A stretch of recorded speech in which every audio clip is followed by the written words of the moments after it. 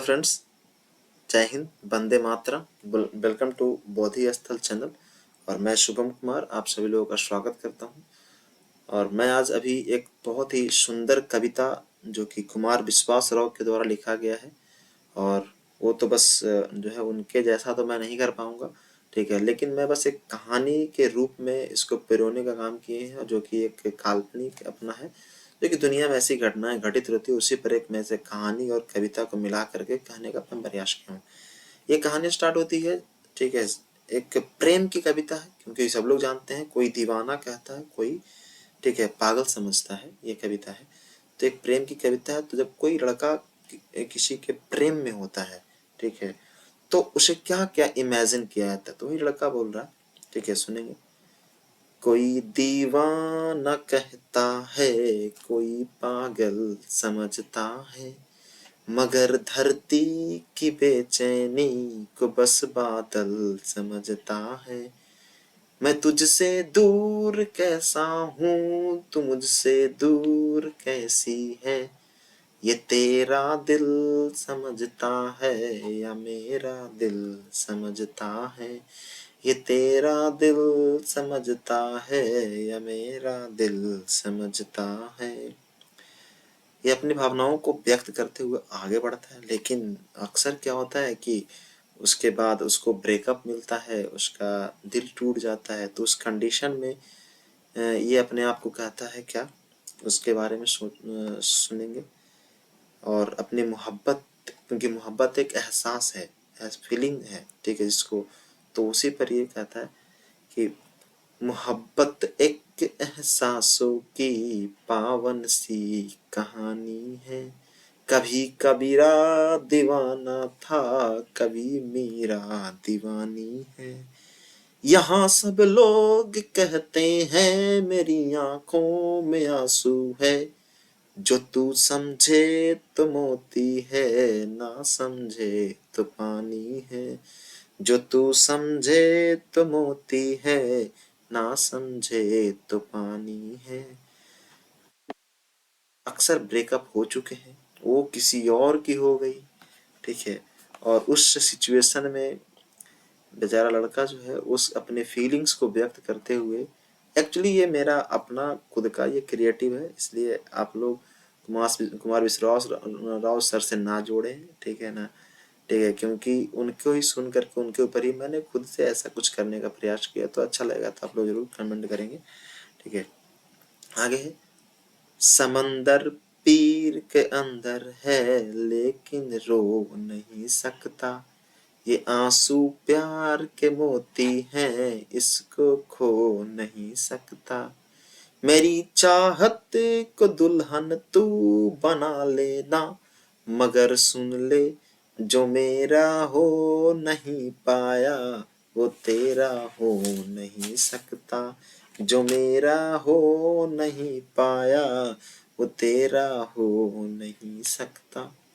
अब तो वो किसी और की हो चुकी है, ठीक है, तो क्या सारी उम्र उसके ही यादों में रहेंगे? नहीं, अक्सर कोई भी नहीं रहता।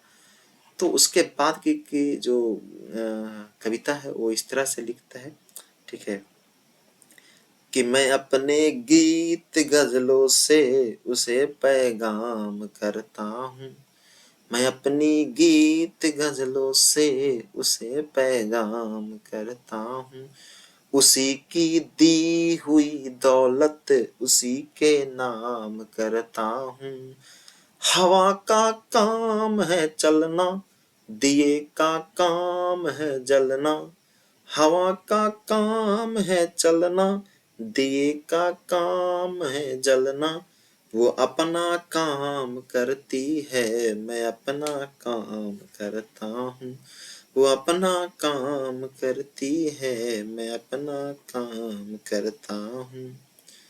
फिर जब अपना काम हो ही रहा है, वो अपना काम कर लो, मैं अपना काम करता हूँ, लेकिन जो रातें कटती है उसमें तुम्हारी और मेरी रात में क्या फर्क है, वो कैसे व्यक्त करता है, क्योंकि इसका तो दिल टूटा है, ठीक है, और उसकी तो किसी और के साथ शादी हो चुकी है, ठीक है ना। तो उस कंडीशन में जो है, ठीक है, लिखता है, या फिर कह सकते हैं कि वो किसी और के साथ में है, समझता है, अब जरूरी नहीं है कि शादी, हाँ तो जो भी समझ लीजिए कि किसी के दिल की मायूसी जहां से हो के गुजरी है, हमारी सारी चालाकी वहीं पर खो के गुजरी है। किसी के दिल की मायूसी जहां से हो के गुजरी है, हमारी सारी चालाकी वहीं पर खो के गुजरी है। तुम्हारी और मेरी रात में बस फर्क इतना है, तुम्हारी सो के गुजरी है, हमारी रो के गुजरी है। तुम्हारी सो के गुजरी है, हमारी रो के गुजरी है।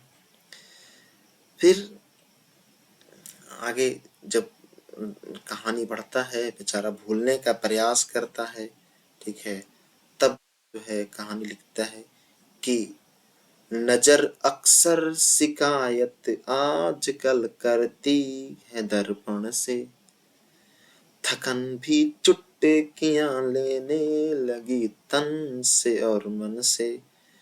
कहाँ तक संभाले हम गिरता घर, हर रोज गिरता घर।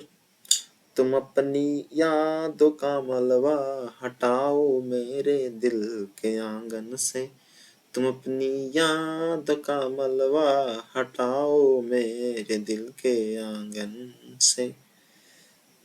यानी कि कह रही है कि मैं कब तक तुम्हारे जो कृताग्र है, मैं जो यादें हैं मैं संभालूं, अपने यादों का मलबा जो है हमारे दिल के आंगन से हटाओ, ठीक है। फिर आगे एक लास्ट है जो कि मैं कहना चाहूंगा कि आगे कहता है कि कहीं पर जग लिए तुम बिन, कहीं पर सो लिए तुम बिन, कहीं पर जग लिए तुम बिन, कहीं पर सो लिए तुम बिन, भरी महफिल में अक्सर हो लिए तुम बिन। पिछले चंद बरसों की कमाई है मेरे साथ मेरे, कभी हंस लिए तुम बिन, कभी रो लिए तुम बिन, कभी हंस लिए तुम बिन, कभी रो लिए तुम बिन।